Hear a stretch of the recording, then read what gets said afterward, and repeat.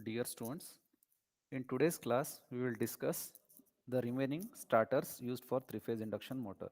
So here the first one is rotor resistance starter. So what is this rotor resistance starter and what is its circuit diagram working and everything we will discuss in this today's class. Okay.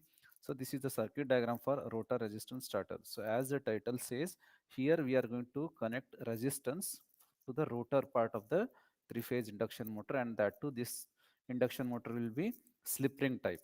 So it is slip ring type induction motor. Rotors to the rotor we are going to add resistance. Because of this we are going to reduce the starting voltage. Because of that we are going to control the starting current. So this is how this rotor resistance will work. Now let us see the circuit diagram here. So this is the circuit diagram where this is the stator which is directly connected to the three-phase AC supply lines RYB three-phase, and here stator is star connected. And coming on to the rotor side, it is slip ring induction motor. Once again the rotor is also connected in delta fashion, star fashion only, and the each phase out from the each phase it is given to the slip ring brush assembly. From the brush, each in the end, from the other end of the brush it is connected to the resistance or the rheostat, which is connected in the star fashion here. So this is the extra resistance what we are going to add to this rotor of the each phase via this slip ring brush assembly, and this is rotor resistance starter circuit diagram. And here the induction motor is slip ring induction motor. Okay, to limit the rotor current, which consequently reduces the current by current drawn by the motor from the supply. So here this rotor current consequently reduces the current drawn from the supply. Yes or no? Because we are going to add the resistance here. The resistance can be inserted into the rotor circuit at the start. So at the time of starting, we should add the resistance into the rotor circuit via this slip ring brush assembly, and this is the resistance, and we can alter the resistance values here. Okay. This addition of the resistance in rotor is in the form of three-phase star connected rheostat. So here the extra resistance whatever we are adding, it is connected in star fashion, and these each of the phase of the resistance it is connected to each of the phase of the rotor via this slip ring brush assembly. The arrangement is shown in figure 5.3.6. So this is a circuit diagram for rotor resistance starter, where we are going to control the starting current by adding the resistance to the rotor side of the each phase via this slip ring brush assembly for slip ring induction motor, and stator it is free from all the resistances. Now the external resistance is inserted in each phase of the rotor winding through slip ring brush assembly. Initially, maximum resistance is in the circuit. As motor gathers speed, the resistance is gradually cut off. The operation may be manual or automatic. So here we are going to add the resistance. We are going to add the resistance to the rotor circuit via this slip ring brush assembly. So initially this resistance will be maximum so that to control the starting current. So as motor is going to pick up the normal speed, then all the added resistance will be taken out. It will be taken out, okay, gradually cut off. The operation may be manual or automatic. So this addition or including of the resistance is manual or automatic. Then we have seen that starting torque is proportional to the rotor resistance. Hence, important advantage of this method is not only starting current is limited, but starting torque of the motor also gets improved. So we know that in the from the torque equation of three-phase induction motor, starting torque is directly proportional to the rotor resistance R2. So if we add rotor resistance at the time of starting, no doubt we are going to control the starting current I2R. Along with that, we are also going to improve the starting torque. So addition improvement of the starting torque is the added advantage of this method in the means the rotor resistance starter method. Okay, only what is that, hence important advantage of this method is not only the starting current is limited, but starting torque of the motor also gets improved. Okay, the only limitation of this starter is that it can be used only for slip ring induction motor, as in squirrel cage induction motors the rotor is permanently short circuited. As I have told you in the beginning, this rotor resistance starter it is used only for the slip ring induction motor, but it cannot be used for squirrel cage induction motor. Why? Because squirrel cage induction motor is completely short circuited on both the sides with the help of the end rings, where we cannot add any resistance to the rotor circuit. So this is applicable only for squirrel cage induction motor, where we can add resistance to the rotor of the squirrel cage induction motor. So this is the limitation of this rotor resistance starter. Now let us see how to calculate the resistance. So here this is a resistance from stud number A till to the stud number V, the resistance is divided into different sections. So from one section to other section, as we keep on moving, initially resistance will be maximum.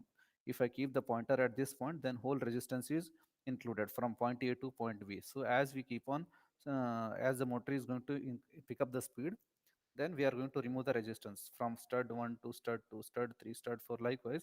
So how this resistance is added or removed, this will be studied now in this topic called as calculation of steps of resistance, rotor resistance starter. Okay, now let us see the description for this. Calculation of steps of the motor resistance starter is based on the assumptions that first assumption is motor starts against constant torque. So here how we are going to calculate the steps for rotor resistance. So first assumption what we are doing here is that motor is going to start at constant torque. Second assumption is that rotor current I2R fluctuates between two fixed values. So here rotor current I2R, it is going to change its position from or fluctuates in two positions in two transition states. What is that? A maximum and a minimum. So it is going to change from maximum to the minimum, denoted as I2 max, which is maximum rotor current, and I2 minimum, this is the rotor minimum current. So rotor current is going to be changed from maximum to minimum when we are going to change the stud, what is that, studs position from 1 to 3, likewise. Okay, now the figure 5.3.7 shows a single phase of three phase rheostat to be inserted in the rotor. So here this is a single phase of the resistance what we are going to insert into the each of the phase of the rotor side. Okay, so figure 5.3.7 indicating steps of rotor resistance starter. So this is single phase starter, single phase resistance what we are adding in one of the phase of the rotor of the slip ring induction motor. Okay, the rotor has n steps equally divided into section AB. So this is the what the sorry, the starter has n steps divided into the what is that, section AB. Suppose if this is the starter, so it is having certain resistances rx1, rx2, rx3. So from point A to B, so this is the maximum resistance. So here the resistance is divided between the sections point A and B. Okay, the contact point after each step is called stud. So this contact point 1, 2, 3, 4, all these are named as studs. Okay, then the total resistance up to each stud from the start point of the star connected rotor are denoted as. So from the start point, so the maximum resistance will be there. So this is the resistance R1. Then if I move the position of the stud from position 1 to stud number position 2, then certain resistance is eliminated, Rx1 is deleted. Then only the resistance will be included from stud 2 till to the B. So this from stud 2 till to the stud point B, the resistance here is R2. So likewise, the resistance will be keeps on changing from R1, R2 till to the R2 minus 1. So from R1 till to the R2 minus 1. So by the time when we reach to the stud number n minus 1, considering n minus 1 stud position, then the final resistance will be Rn minus 1, Rn equal to R2 itself. This R2 is on the what is this? This is the self resistance or the resistance of the rotor itself. This is the resistance of the rotor itself. But extra resistance of the starter is from point A till to the point B. The own resistance or the self resistance of the rotor is R2. Okay, it consists of rotor resistance R2 and external resistance Rx1, Rx2, etc. As I have told you, it will be having its rotor will be having its own resistance R2, and extra resistance is Rx1, Rx2, Rx3, so on up to this last point. And these all are the different positions of the starter resistance. Okay, at the time of reaching to the next step, current is maximum, I2 max. So when we move from stud number 1 to stud number 2, at that time current I2 max will be maximum. When it changes its position from 1 to 2 or from 2 to 3, then current it will be maximum. Okay, then motor gathers speed, slip reduces, and hence while leaving a stud, the current is minimum. So when it is changing its position from 1 to 2 second stud, then current I2, rotor current I2 will be maximum, speed will be more and current will be, speed will be more and slip will be reducing. Okay. Similarly, while it is leaving stud number 2, and if it is moving to the next stud, so from when it is leaving its own settled stud, then at that period of time rotor current will be minimum. Okay, rotor current will be minimum. So these are the certain assumptions here. Let E2 is equal to standstill rotor EMF per phase. So E2 is the standstill voltage that is induced in the rotor. E2, 2 means it is simply standstill or resting voltage condition of the rotor. when handle is moved to stud 1, the current is maximum given by. So suppose if the handle is at the first position, it is resting at the first position, then the maximum rotor current is given by S1 E2 divided by R1 square plus S1 X2 whole square. Okay, here in this case, yeah, at the time of starting slip S1, it is 1, means it is resting condition, means n equal to 0 and S1 equal to 1. So if we put S1 equal to 1, then I2 max becomes simply E2 upon square root of R1. What is that? R1 by S1 square plus X2 square. Okay, where S1 equal to slip at start equal to 1. Okay, now while moving to stud 2, the current also reduces to I2 minimum. So when it moves when we move the position of the handle from 1 to second stud, then current rotor current I2 becomes minimized. So current becomes minimum rotor current. Then I2 minimum equal to E2 upon square root of R1 upon S2, because here now slip will be if current decreases, then speed decreases, then slip is going to be changed from S1, slip changes to S2 plus X2 square, where S2 is smaller than S1. Okay, similarly, just reaching to stud 2, the current again increases. So by that time, when we change the position of the handle from 1 to stud number 2, then current I2 will be minimum. But whenever it is just trying to reach to the stud number 2, once again the rotor current I2 increases. Now, if rotor current increases, then automatically speed increases. If speed increases, slip will decrease. So now slip will change from S2 to the next slip position, that is S3 now. So likewise, you should write all these equations. So while moving to the stud 2, the current reduces to I2 minimum. This is already over. Just reaching to stud number 2, the current again increase to I2 max as the part of the external resistance Rx1 gets cut off. So now when stud number handle changes from stud number 1 to stud number 2, then this entire Rx1 is taken out. This is taken out. Only the resistance will be considered from stud number 2 till to this point B, means from Rx to Rx3, all these are included. So Rx1 is eliminated. So in that case, the equation change, the equation of the rotor current will be maximum, and it is given by E2 upon square root of R2 upon S2 whole square plus X2 square. Now similarly, while leaving stud 2, the slip changes to stud 3. Sorry, while leaving stud 2, the slip changes to S3 and current again reduces. So now once again, if we further move the handle from stud number 2 to stud number 3, while moving, once again current reduces, the rotor current reduces, because of that speed reduces, because of that slip increases. So now the slip will change from S2 to S3. So slip will be changing now. So now the current will be equation I2 minimum will be square root E2 upon square root of R2 upon S3 whole square plus X2 square. Similarly, when it is just reaching to the stud 3, once again, when handle is just reaching to the stud 3, then once again now Rx2 will be taken out. Now the resistance will be from point 3 stud 3 till to the stud B or stud N. So Rx1 is already eliminated. Now Rx2 is also going to be eliminated. Okay. So correspondingly, their slip is also going to be changed. So now when it is just reaching to the stud 3, once again rotor current becomes maximum. So I2 max is given by E2 upon square root of R3 upon S3 whole square plus X2 square. So now the resistance will be what? From this point, from Rx3 till to the B point. So from Rx3 means stud number 3 till to the stud number B, the resistance is R3. So the resistance will be R3. When it is just touching to the stud number 2, the resistance will be R2. Okay, so these are all equations you are supposed to write here.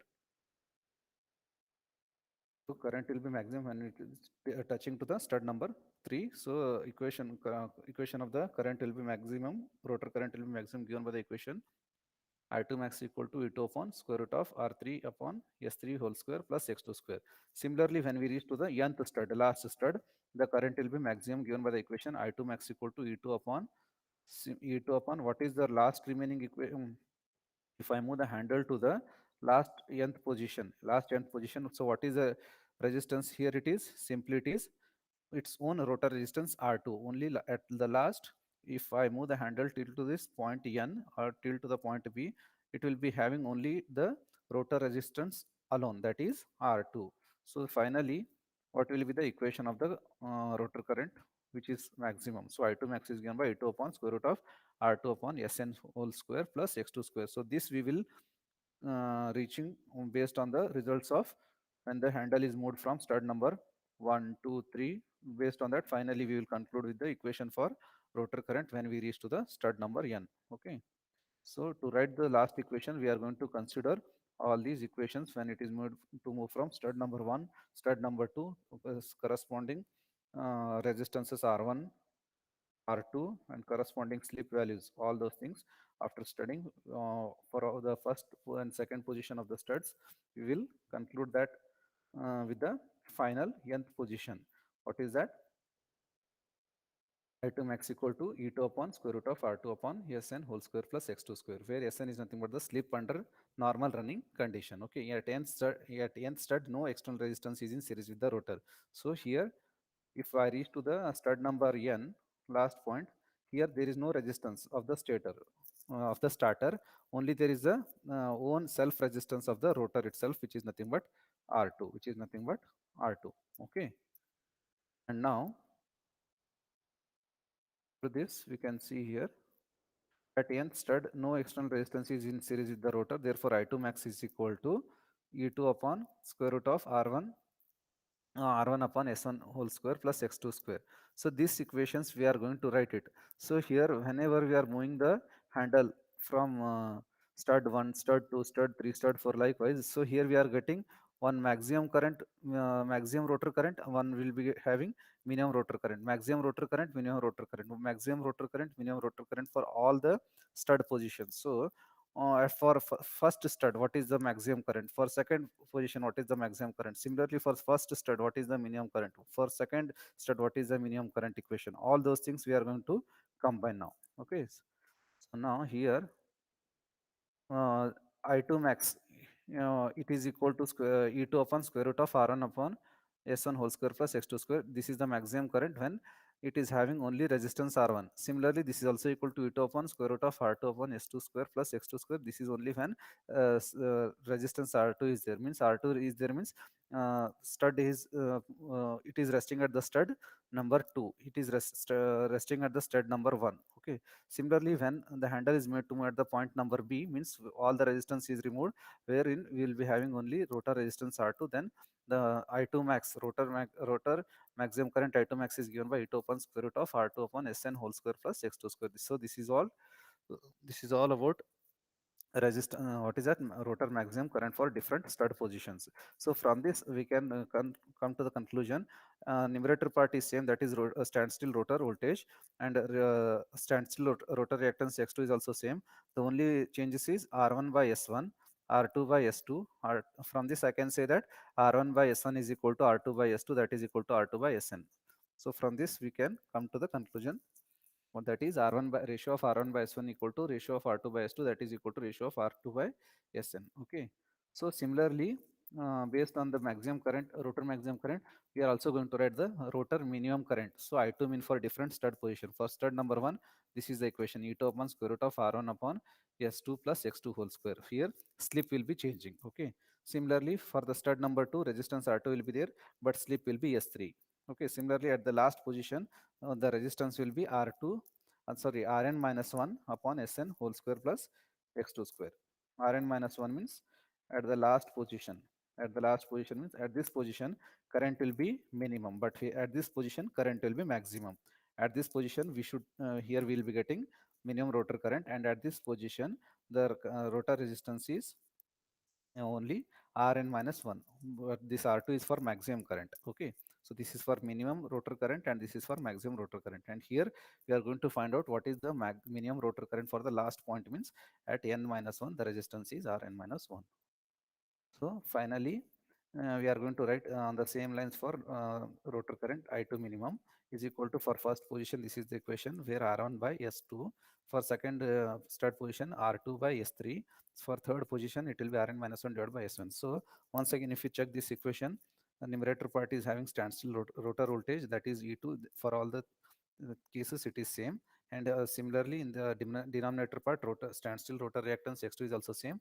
From this, we can conclude that the ratio of R1 by S2 equal to R2 by S3, that is equal to Rn minus 1 divided by Sn. Okay, so call this as equation 5.3.11. If it is ABC, you can name it according to your convenience.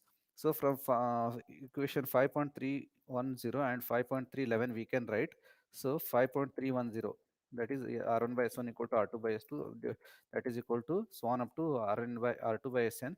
This is based on maximum current, rotor maximum current equation. And similarly, to consider the rotor minimum current equation, from this we can write the Rn by S2 equal to R2 by S3, so on up to equal to Rn minus 1 divided by Sn. So from this we can conclude that if we check both those equations, we will be getting finally S2 by S1, means we should take the ratios here. We should take the ratios and we will be getting S2 by S1. So in this equation, you divided with this equation, means a ratio of R1 by S1. You can divide in this way, then you will be getting the, what is that, next equation. From equation, if you call this as equation A, this as equation A for maximum current, and this as equation B. From equation A and B, we will getting the final conclusion answer as S2 by S1 equal to S3 by S2 equal to S4 by S3, so on up to equal to all these slips, different slip values for different rotor stud positions. It will be having the relation in terms of the resistances as R2 by R1, that is equal to R3 by R2, that is equal to R4 by R3. Means you should take the ratio of A by B or B by A. If you take in any of the order, you will be getting these answers here. Okay, so on up to R2 by Rn minus 1. So this resistances values, it is denoted as constant K here now, where K is the constant. Okay, so all these slip values and all these different resistances values, whatever we are adding, so the all these ratios of the different ratios of the resistances or different ratios of the slip values, they will be denoted as constant K. Okay, so now from this equation, from equation 5.3.11, so from 5.3.11 equation, from this I can write R1 is equal to S2, what is that, S1 R2 by S1, but at S1 equal to 1 at start. So here we are going to take Sn value as, what is that, S2 value as 1, means this we are going to consider it as S1, and here we are going to put this as value as 1. Okay, so from this we can write R1 is equal to S1 R2 upon Sn. Then if at the time of starting S1 is equal to 1, then R1 is equal to simply R2 by Sn. Okay, once Rn is known, other resistance can be calculated. So here R1 value is what? Last resistance, means it is the rotor resistance itself divided by normal running, during normal running condition, what is the slip value. So if I take the ratio of rotor resistance R2, divided by normal working uh, slip value, then I'll be getting the value of resistance R1. So what is this resistance R1? If you check this diagram here, resistance R1 is the starting resistance. At the time of starting, how much is the resistance I have added from R1, means from stud number A till to this uh, rotor resistance point. So here this whole resistance, maximum resistance we are adding. So what is the maximum resistance we are going to add at the time of starting? If I want to calculate this R1, so this value of R1, it is equal to what? It is the ratio of R2, that is nothing but rotor resistance, divided by Sn. Sn is the normal slip, normal working condition slip value. Okay, so therefore R1 is equal to, so the value of R1 is equal to what? R2 by Sn. So once we know the R1 value, other values like R2, R3, R4, everything can be calculated. So from R1 value, I can calculate R2. R2 is what? R2 is K times of R1. So K value is, you can find it in any of these form. Okay, K value you can find it in any of these forms. And similarly R3 is what? K into R2, or K square into R1. Similarly R4 is what? K cube into R1. Okay, so on up to R2. If I want to know, then it will be K raised to n minus 1 into R1. So here we just, if I know the value of initial added resistance R1, I can calculate for R2, R3, for till up to the R2. So R1 is K R1, R2 is K square into R1, R3 is K cube into R1. So in this way you can calculate till to the last point R2. Okay. So therefore finally R2 is equal to k raised to n minus 1 into R1. So from the from last expression of R2, where the value of this constant k is given by, from this expression, if I want to calculate the value of the k, then k value will be equal to what? It is the ratio of R2 upon R1 raised to 1 upon n minus 1. But what is this R2 by R1? R2 by R1, this can be, it is as good as Sn, slip value. So this R2 by Rn is nothing but Sn raised to 1 upon n minus 1, where n is nothing but the number of starter studs. So n is nothing but the number of starter studs. So how many number of studs it will be given in the problem statement, you should calculate. So 1, 2, 3. So that n indicates stud numbers. Here 1, 2, 3, yeah, 4 till up to the n it is there. So here number of studs are n. Similarly, in the problem statement, you will be provided with number of studs. So those many number of studs you need to consider, and you need to calculate for different values of R1, R2, R3 by using all these formulas. Okay, this is finally, if I want to calculate Rx1. So now here we have calculated for what? So here we have calculated for R1, R2, R3, Rn minus 1 till to the R1. So if I want to calculate these individual values, what is Rx1, what is Rx2, what is Rx3? So Rx1 is what? It is the difference between R1 minus R2. So if I know R1 and R2, I can calculate Rx1. Rx1 is equal to R1 minus R2. Similarly, you can calculate for Rx2. Rx2 means what? R2 minus R3. So likewise, first, if we know the value of R1, then we can calculate rest of the resistances, and we can also calculate the what is the resistance in between the each stud positions, that is Rx1. Rx1 is nothing but R1 minus R2. Rx2 is nothing but R2 minus R3, and so on. Okay. Finally, Rx1 is equal to R1 minus R2. But what is R2? R2 is k R1. So Rx1 is equal to 1 minus k times of R1. Similarly, Rx2 is what? R2 minus k3. Sorry, R2 minus R3. But what is R2? R2 is k times of R1. But what is R3? It is k square R1. So once again, it will be what? Finally, k times of Rx1. Similarly, Rx3. So likewise, these formulas are very important. Why? It will be used to calculate the different number of resistance for different stud positions. Okay. So in this way, you should calculate the various steps of rotor resistance. Okay. So if in the exam it is asked to explain for rotor resistance starter, means starting from this point,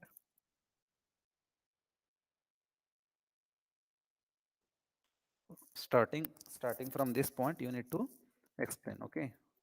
So start to explain from this point, then you explain for the circuit diagram, and after that you explain for this calculation steps, all this minimum current, maximum current, and then for what is that, ratios till to this point you are supposed to explain. Okay.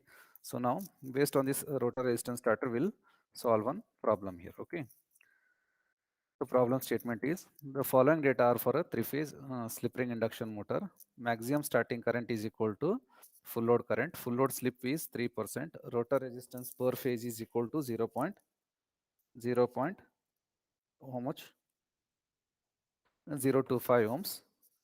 And then you can see that the other things, the other values are, calculate the what is that, rotor resistance per phase is 0.025. Full load slip is 3%. Calculate the steps in a 5-step rotor resistance starter. Okay. So this is the problem based on rotor resistance starter. So solution, you can see here, the given condition is what? Maximum starting current is equal to full load current. So both are same. So as maximum starting current is same as the full load current, the full load slip is nothing but the slip at maximum current. So therefore, I can write that if maximum starting current is nothing but the full load current. So based on this judgment, we can write this is nothing but what? Full load slip is also nothing but slip at the maximum current. So therefore, maximum last normal slip value Sn is equal to 0.03, because full load slip is given as 3% means, so this is the normal what is that, slip value is Sn equal to 3% means 0.03. Rotor resistance R2 value is 0.025 ohms. So R2 value is given. The stud has 5 steps. So it is given in the problem statement. The what is that? How many? Calculate the steps in a 5-step rotor. So if it is having 5 steps means 1, 2, 3, 4, 5. So it is having 5 steps means how many studs it will be there? You can see here 1, 2, 3, 4, 5, 6. So for 5 steps, that is Rx1, Rx2, Rx3, Rx4, Rx5. For 5 steps, the number of required studs will be 6 from 1 till to the 6. And now from stud number 1 to stud number 6, the resistance is maximum, that is R1. From stud number 2 to the stud number 6, the resistance is R2. Then similarly from 3 to 6 it is R3, from 4 to 6 it is R4, from 5 to 6 it is R5. And this is the resistance for each this is the resistance of the starter, and the own resistance of the slip ring induction motor is R2. So this is the self resistance of the induction motor, that is nothing but R2, rotor resistance R2 itself here. And now the starter has 5 steps, that is 6 studs. Therefore, n is equal to 6. Therefore, first you calculate for R1. R1 is given by the formula rotor resistance R2 divided by Sn. So, R2 is given as 0.025 and Sn is 0.03. So, if you solve this, so the value of this initial starting resistance R1 is equal to 0.833 ohms. So, from this you can calculate the constant value K. K is given by Sn raised to 1 upon n minus 1. So, where Sn is 0.03, 1 divided by n minus 1. So n minus 1 means 6 minus 1, it will be 5. So therefore, if you solve this, you will be getting constant K value as 0.4959. After this, you calculate for R2. R2 means this next value. So if this R2 is nothing but K times of R1. So therefore, R2 is equal to K times of R1, where K is 0.4959 into R1 is 0.833. So you'll be getting R2 value. Similarly, you calculate for R3. R3 is K times of R2. Then you'll be getting zero answer as what is that, 0.2049 ohms. Similarly, calculate for R4. R4 is K times of R3, where K is 0.4959, R3 is 0.2049, so it will be 0.1016 ohms. Similarly, the last resistance R5, R5 is nothing but product of K into R4, that is equal to 0.4959 K value into R4 is 0.1016, that is equal to 0.05 ohms. Okay, so this is how you can calculate for different values of R1, R2, R3, R4, R5. And then after calculating this, if I want to calculate the different steps value, Rx1, Rx2, Rx3. So what is Rx1? Rx1 is nothing but R1 minus R2. Rx2 is equal to what? R2 minus R3. Rx3 is nothing but R3 minus R4. Rx4 is nothing but what? It is R4 minus R5. Then similarly, last step Rx5 is equal to R5 minus this last step. Okay, this is how you can calculate here. So therefore, Rx1, R2 is already known to us, that is K times of R5, that is already given 0.025, means it is approximated to what? K times of R5, that is equal to 0.4959, where R5 is 0.05, then you will be getting 0.02499, or it is approximated to 0.025, what is already, this already is given in your problem statement, the value of R2. Okay, now if I want to calculate the first step resistance R1, Rx1, so it is difference between R1 minus R2 is Rx1, R2 minus R3 is Rx2. Likewise, you can calculate now. So now Rx1 is R1 minus R2. So you know the value of R1. You know the value of R1, yes or no? So here you can see that R1 is 0.833. R1 is 0.833 and R2 is 4.4132. So if you take the difference of R1 minus R2, then you'll be getting Rx1. Similarly, Rx2 means it is R2 minus R3. So you'll be getting 0.02, sorry, 0.2083 ohms. Similarly, Rx3 means R3 minus R4. It will be 0.1033. Rx4 means R4 minus R5. So that will be, and that will be 0.0516. So finally Rx5. Rx5 means R5. Last step, try to understand. Rx5 is nothing but what? R5 minus R2. R5 minus R2. So 0.05 minus 0.025, it will be once again 0.025 ohms. So this is how you can calculate the maximum resistance and each step resistance using the formulas whatever we have discussed in the rotor resistance starter. So this is the problem based on rotor resistance starter. You can practice. Okay. Now I will discuss the last starter of the three-phase induction motor, that is nothing but electronic starter or soft starter. These things already have covered in the last class. Yes, so now the next type of the starter is electronic starter, and this starter, it will be asked like, what is that? It will be asked like short note. Write a short note on electronic starter for 5 to 6 marks. So many a times this question has been appeared. So for electronic starter, you need to draw this diagram. This is a circuit diagram consisting of thyristors. It is a consisting of thyristors connect pair of thyristors connected in anti-parallel fashion. T1, T1 dash, T2, T2 dash, T3, T3 dash. For and each pair it is connected to each of the phase of the induction motors. Okay. Now let us see the explanation for this. In some applications, it is necessary to control starting torque and speed steplessly, that is smoothly. So there are certain applications in the production industry where it requires what is that starting torque and speed has to be controlled smoothly. Torque as well as speed has to be controlled smoothly. So if you take the example of the textile machines, in textile machines such type of control is necessary to avoid breaking of threads. So if I take the manufacturing of the clothes, that is in the textile industry machines, so there it will be having the thread, right, to manufacture the cloth. So that thread should be such that it should not break. So if that thread should not break means it requires what, the control of the machine should be smooth, as well as its controlling of the speed as well as the torque both should be smooth. Only then thread will not break. Okay, so this is the requirement in textile industry for the processing of the clothes. Okay, such a starting arrangement is called what is that, soft starter. So in textile machines such type of control is necessary to avoid breaking of thread. Such a starting arrangement is called soft starter. So whatever the induction motors we are using in the textile machines, there we are using certain type of the starter which will provide smooth control of speed as well as the torque, and that starter we call it as soft starter. Why it is called as soft starter, let us see. Okay, the thyristor voltage control method is commonly used in soft starters. So here in this type of the starter, it is made up of the thyristors where we are going to control the voltage. If we control the voltage, then we are going to control the current. Okay, the thyristor voltage control method is commonly used in the soft starters. The figure 5.4.1 shows the thyristor voltage controller scheme used to obtain the soft starter. So here this is the figure 5.4.1. This is the diagram for electronic starter. It is consisting of thyristors which is going to use for voltage controlling purpose. Okay, if we control the voltage, then we are going to control the current. This is the logic. Okay, so here figure 5.4.1 shows a such a thyristor voltage controller scheme used to obtain the soft starter. T1, T1 dash, T2, T2 dash, and T3, T3 dash. So here T1, T1 dash, they are connected in anti-parallel fashion. Similarly, thyristor T2, T2 dash, it is connected in anti-parallel fashion for Y phase. Lastly, what is that? Thyristor T3 and T3 dash, they are connected in anti-parallel fashion, that too for phase B.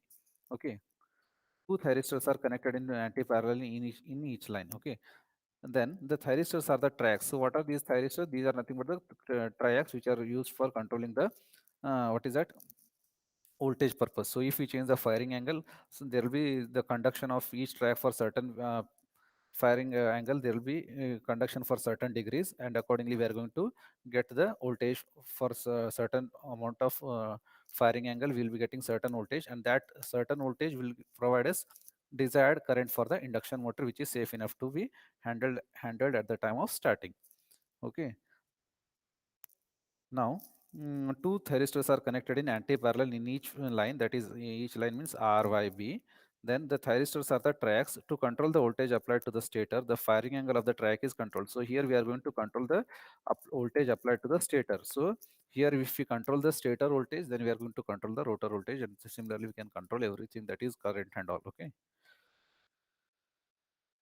To control the voltage applied to the stator, the firing angle of the track is controlled. So here these triacs, they are having certain a working mechanism where we can control their firing angles. So we need to trigger the thyristors for different firing angles, and in a particular sequence, then we are going to get certain amount of the voltage for which are going to conduct for certain duration of time.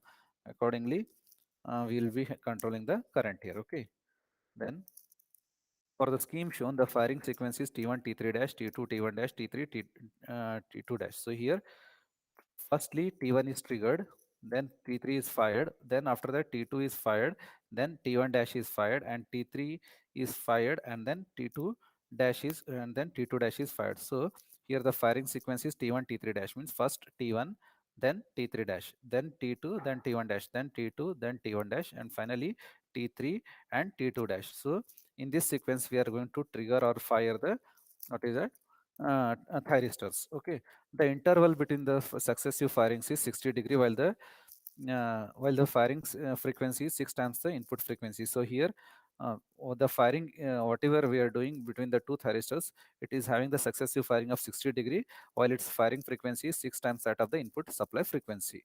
Okay, when T3 dash is fired, T1 and T3 dash conduct for 60 degrees. So when we fire this T3 dash, then T1, T3 dash and thyristor T1, they will conduct for 60 degree. Then after that, T2 is fired. Then we are going to trigger this T2, or it is going to be triggered, and then T2 is fired, and T3 dash and T2, T3 dash and T2, they will conduct for next cycle. They will conduct for next 60 degree.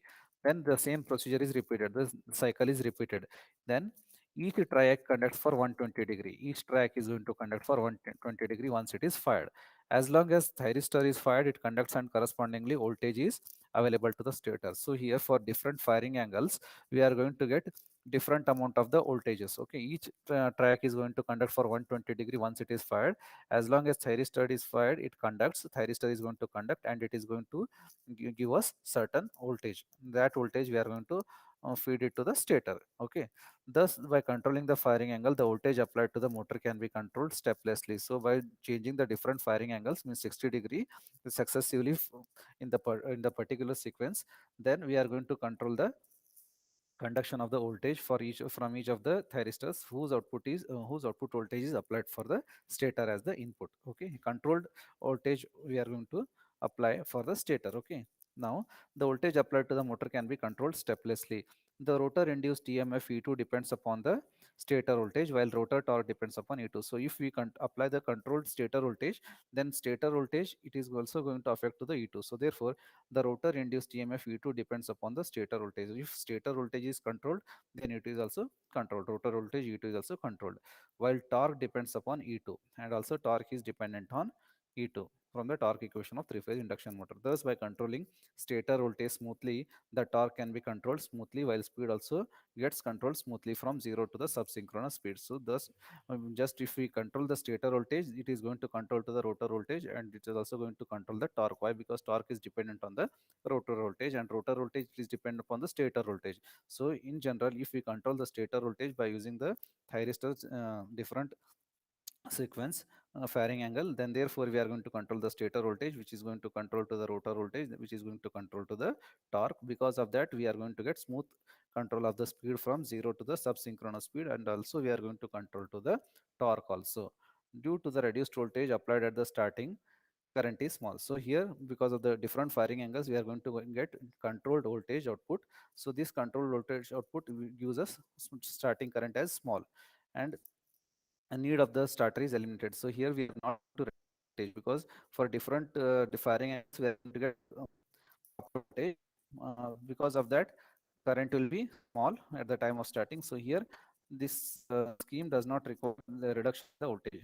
Therefore, due to the reduced voltage applied, the starting current is small, and in the and need of the starter is eliminated. So here, though it is a type of starter, but here this starter, what it will do, it will not act as a starter, but it is trying to improve the performance of the machine, just to provide the smooth speed control as well as the smooth torque, so that thread should not break in the textile mill. Okay, hence the arrangement is called soft starter. So here we are actually not trying to reduce the voltage. It is going to happen on its own, just by changing the firing angle. Because of this method only, it is called as soft starter, because here we are using all the power electronic semiconductor components like thyristors, which are also called as triac. Okay, other than this, we can also have the soft starter by using some other components. Let us see that. A three-phase saturate, what is that? You can see here, a three-phase saturable reactor in series with the stator can also be used for the soft start. For soft start, we can use for the, what is that, above scheme, that is thyristor scheme. Apart from this, we can also use three-phase saturable reactor in series with the stator. So we can connect stator with saturable reactor both in series, which can be used as a soft start. The saturable reactor has DC control winding. So that reactor which is connected in series with the stator, it is having DC control winding. The reactors of the saturable reactor depends upon the current through the DC control winding. Since it is made up of the DC control winding and its reactance X2 value depends upon what? Current. Okay. Thus, by smoothly controlling the current through the DC control winding, the reactance of the saturable reactor can be controlled smoothly. So now, if we control the starting current in the through the DC control winding, which is nothing but the saturable reactor connected in series with the stator. So by controlling the starting current, fine current, we can control the reactance of the saturable reactor. Okay, that too smoothly. When the reactance is very high at starting torque is almost zero. So if reactance x2 value is high, because if reactance x2 is very high at the time of starting, then torque will be zero. Why? The torque is almost zero. Why? Because reactance x2 is inversely proportional to torque. If the reactance is high, then torque will be zero. Increasing the control winding current, if I increase the control winding current, the reactance decreases. If we increase the DC control winding current, then reactance will decrease. If reactance decreases, then torque increases. Thus the motor starts without any jerk, and soft stepless starting of the motor is achieved. So here we are just controlling the current through the DC control winding. Because of that, we are going to achieve what is that? Smooth torque. Smooth torque. Thus the motor starts without any jerk, and soft stepless starting of the motor is achieved. So this is the other method for soft starter. Okay. Now let us see the advantages of soft start. The various advantages of the soft start are absence of the torque pulsation, hence no jerks while starting. So here it is going to give us a smooth torque control. Because of that, pulsations will not be there, jerks will not be there. So there is no any question of having breaking of the thread if it is used in the case of textile mills. Second one is, what is that? Motor accelerates smoothly. So motor is going to run smoothly due to use of electronic devices like thyristors. The weight, size and cost is low. So here, by the usage of thyristors, it is going to reduce the weight as well as size, and finally it is economical, that is cost is low. Then the simpler control is possible. So the control whatever we are using for this, it is very simple. Then efficient operation is possible. So it is these are all the advantages of soft start. So how the question will appear in the final VT exam is like, write a short note on electronic starters for three-phase induction motor, which will be asked for 5 marks. So if this is the question, then you need to explain starting from this point. From this point, to draw this circuit diagram using anti-parallel pair of thyristors for connected for each of the line. Then explain for all the theory part. Then the next one more soft starter scheme using saturable reactor in series the stator till to this part. After that, you explain for the advantages of soft start. Till here you are supposed to write. If the question is like, write a short note on electronic starter or soft starter. Okay, so all these things you are supposed to explain if it is asked till to the advantages. If it is asked like, write a short note on what is that? Electronic starter. Okay, till to this you are supposed to explain. Yeah.